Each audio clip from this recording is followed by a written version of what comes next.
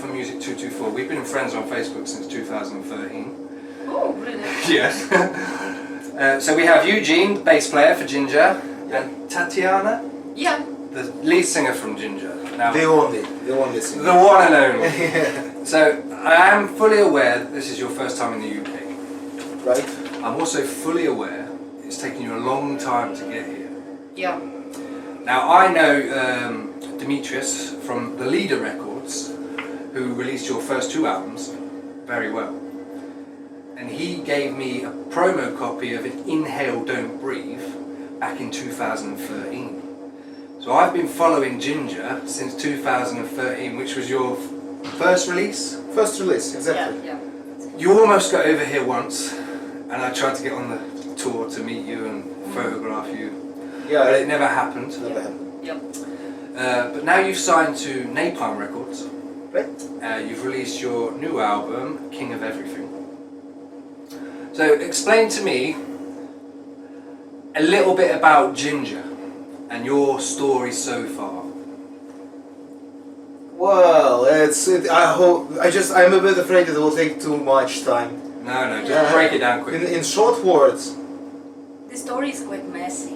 yeah. But it's interesting, isn't it? No, No? it's all about changing. It's dramatic sometimes, yeah, just Yeah. full of drama, because the band couldn't have this stable lineup until 2011, and before 2011 it was just complete mess. It was just full of local gigs in the east of Ukraine and no promotion, really no growing up and getting somewhere. So it was Stagnation. a long period of stagnation, just sitting in one place doing nothing. But was music a release? An artistic channel that you could pursue despite all the rubbish that was going on? To some extent. Yeah. Well, Because I've heard within your music, you're not. I mean, I know you've been stereotyped as one thing, but I've always called you the female Lamb of God. Aww. But you've got reggae. I'm so flattered. Yeah, because Lamb of God was one of my favorite bands ever. Yeah, and Randy Blythe was a great inspiration for me as a vocalist. Of course. And we can hear that, can't we? Yeah, I hope. Well, we can. I mean, that's why I made that assumption, really. But Inhale Don't Breathe for me is personally one of my favourite albums of all time. Really? I love the energy of it. I love the mix. really? But Yes, I love it. I love that. That sucks. For me, that album is the best Well- because of its raw energy. There's so much energy on that album, and your lyrics and your vocals especially. You can hear Lamb of God in there so much. But I am aware that you like to deviate and diverse into Yeah. reggae. I mean, you used to have dreads. Yeah. What happened to your hair dreadlocks? What happened to the dreadlocks? Maybe because everybody asks me like, "Wow, your dreadlocks are so cool," you know. But I went against the stream, and I just was in a period of deep depression, and I just wanted to cut them off, and never get them back.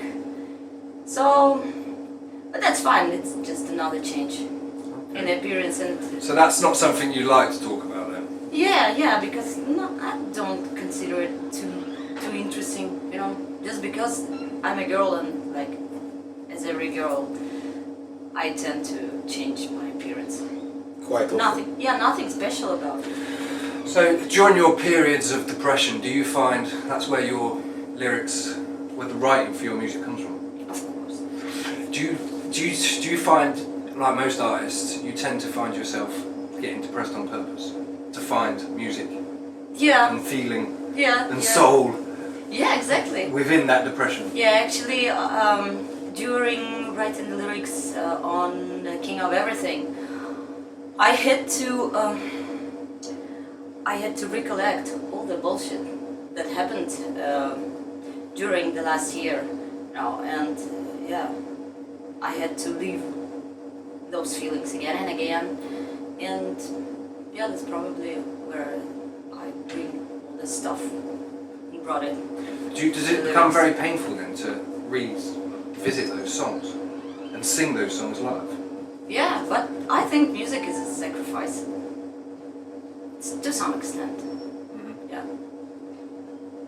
So it goes really deep now, because what you were saying now resembles to all those old pagan rituals, and people had to sacrifice something literally. I mean, even human beings, and go through all that pain because some people were chosen to chose themselves deliberately to sacrifice themselves, and they had to go through all that pain for something, for the catharsis. Yeah. So, and what we have now is, I think, a sort of reflection of those old traditions, because artists write, not only musicians, but all sort of artists.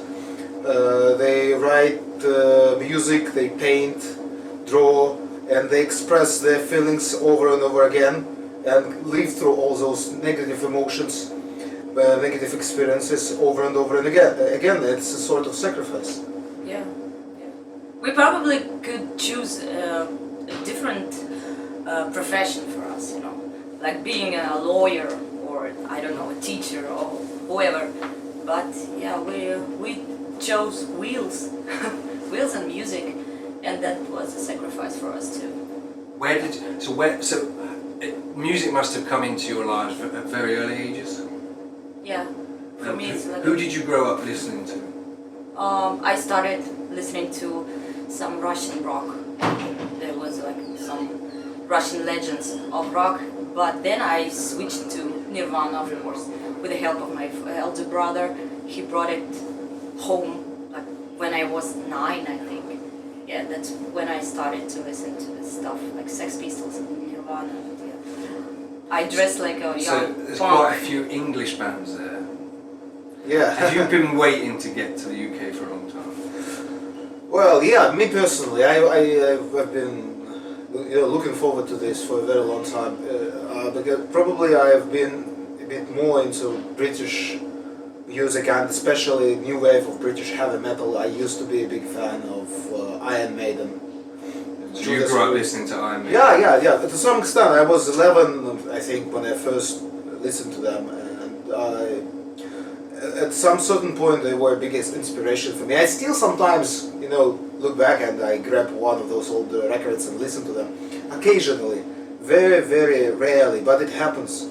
So for this reason, and for many more reasons, the thing I studied linguistics at university, and I really learned a lot about the UK and all English-speaking countries, and that is why I had so much knowledge about the UK, but I've never been here, and finally being here means a lot to me.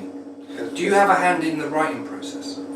You mean do you write lyrics? Yeah. He helped a lot, especially in King of Everything. The only album where I helped. Before that I didn't, but... Cloud Factory? No, I wasn't involved in the writing lyrics for Cloud Factory. It is only about it, yeah. And he was isolated. Because you only, on all the albums I've listened to, you only sing in English. Except for one song. Oh, see. There is only one song in Russian. Okay. Yeah, on Cloud Factory album. So how do you find the writing process in English? For me it's quite easy. It's easier for me to write in English than to speak English, yeah. That's because... but do you understand what you're writing? You must do. Yeah, of course. Yeah. Writing lyrics for me is like a hard work. Like lyrics for one song, for only one single song, takes me like for a month, I think. No, a month is Too long. Too long, yeah. Maybe half a month, like 2 weeks. But there's a lot of you that goes into that. Yeah. Like every word is quite valuable for me. Precious. Yeah, she goes really deep into it. If she starts writing something, as far as I know, she cannot, it's not As for me, it's a bit different. I may write a piece and then leave it aside and start another piece, and then after some certain time get back to that one which I left behind and start working over it again. But for Tatiana, it doesn't work this way. She gets into something really deep and she cannot stop until she finishes it. Yeah. She, Because I You will. obsess over it. Yeah. I will lose interest very quick. So I just need to keep to be concentrated. focused. Yeah, focused. So which album are you most proud of? The last one. Yeah. King of Everything. Yeah. Absolutely. I think so. King of everything. And the reason is? Well, it's the top point. So we are not standing at one place. We are constantly going further and further and further. Musically, in terms of lyrics, in terms of the philosophy we put into our lyrics, and as we are growing up as people, and we are growing up as musicians, and that is why every new album will be our best album. Otherwise, we will not do it, and that is why we feel most proud of the most recent one. Has signing with Napalm helped with that process? How did you sign with Napalm? They gave us a kick, to do this. There was a Financial kick? No, not at Or all. physical No. kick? Motivation. Motivation. Motivation. It was a very hard period for the band. It was autumn 2015, and that was the time when a founding member of the band left, and the second guitarist, Dmitry, and we were, we didn't really know what to do that time, and we wrote a song. It was Sit Storylova. We made a video, and somehow it was very, very popular, very successful. The video was just got several hundred views, 1,000 views on YouTube in the first few weeks. Is that the one off Cloud Factory where you're standing at the podium? No, that was Before you one did With start. dogs. with Oh, dogs. dogs. So, yeah, with dogs. Sit Storylova. And a month after, I was contacted by Thomas from Napalm Records, and he offered us a contract.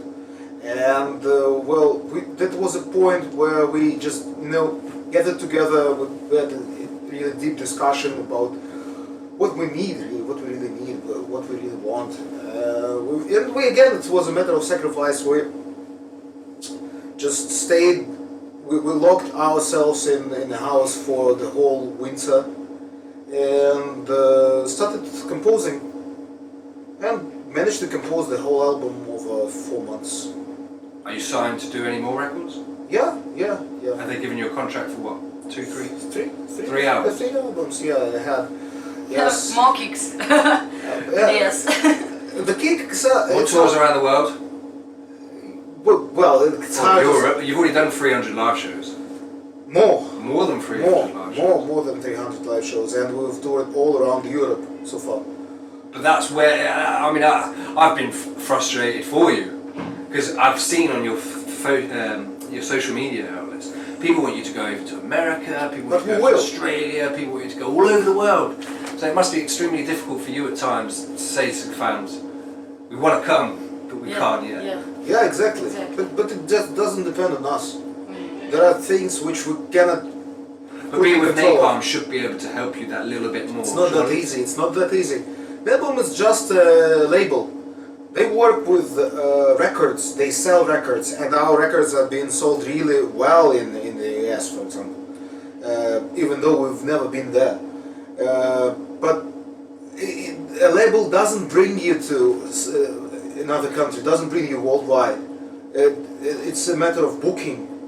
And if we're talking about the US market works in a very, very, their own style. They will not bring a band which is risky. I mean, we are kind of risky. We're newcomers. We're a newborn band. You've been going since 2010. Yeah, but it's for you this way. But for promoters in the US, it's just absolutely different. So, and that is why they do not want to take a risk and bring us. And moreover, when you say take a risk, do you mean because they're worried that people won't buy tickets to your show? Yeah, they are worried that they won't Or break you're going to even. trash the place? Which we can. Yeah, well, We won't. I'd like to see that. Yeah, so they worried about their money. They're worried that they won't take their money back. So at what point in your career then would they say to you, yeah, we'll have Jinjer over? Soon. Soon? Yeah. Yeah! How many records have you got to sell? How many? Okay, How many records have you got to sell to get over to America? it's not a matter of how many we will sell. We've sold enough there now, but it's just a matter of how many fans we have there and how much feedback we have from them and how much hype we have there. So there are bands who haven't sold any or haven't released any, but they're overhyped, and people just will go to their show wherever they go, wherever they play, and that is why they are brought everywhere. And we are getting really close to that point when we would be that sort of a band, just with enough hype in America to bring a lot of people and to make promoters work with us. And it's not only about that thing, there is one more obstacle, there is one more piece of adversity. The thing is that we are coming from a third world country, Ukraine, and we by American officials were considered to be possible immigrants. And that is why the process of... That was the reason for coming in England, wasn't it? The fact that your country was at war and... At some point, do you know that how much time and efforts and money we spent on getting British visas, which is not even American? It was kind of pain in the ass. A lot of bureaucracy, a lot of time. So, and for America it's twice more difficult, once more. But now you're here, are you looking to do any UK festivals in the summer? I hope that after such a successful tour as we're having now, we'll get... Because you're with Arch Enemy soon as well, aren't you? Yeah, we've had a tour and we'll have one more in January. And hopefully we'll have good offers from... You better be here in the summer for festival season. You I heard it many times. And one last question, which Mr. Masaki over there asked me: Where did you learn to? When did you discover your voice? 15 years ago, I think. Was you in the shower? No. Shouting at In someone? outskirts of our town, in winter time. That was 20 degrees below zero. So we were at my friend's place and we were listening to OTAP. And once I heard this music, I told him, dude, this guy is really cool on mic. He said, no, it's a girl. I was like, oh my god, really? So I thought I just need to shock people, just like her. And then, the next day I took him to the outskirts. She practiced that. Yeah, practice. Shouting. There's definitely anyone. Yeah, shouting to the cars coming. But that didn't really work. So I shouted in the pillow, and then I found into pillow. Yeah, I found the band and then practiced with them. So that's when it started to give some results. Yep. I love the mix of clean growls. It's amazing. I love you, guys. Yeah. I still think Inhale Don't Breathe is one of your best albums. I just love the energy on it. It's just amazing. Well, that's great. But I do like the new album as well. It is okay. I mean, Inhale Do Not Breathe was a good album, and this is getting back to the point where we started. We told you that until 2011 we didn't have a stable lineup, but most of the songs on that record, Inhale Do Not Breathe, were written before 2011. Yeah, so it was. Inhale Do Not Breathe is the. How can we say, the summary of all the efforts made before, all that first very period of the band's, the foundation period, and this growing up to some certain level, and signing to the leaders. All we had on that record is actually this, the result of all the work which had been done before. Right, well, I think we're out of time.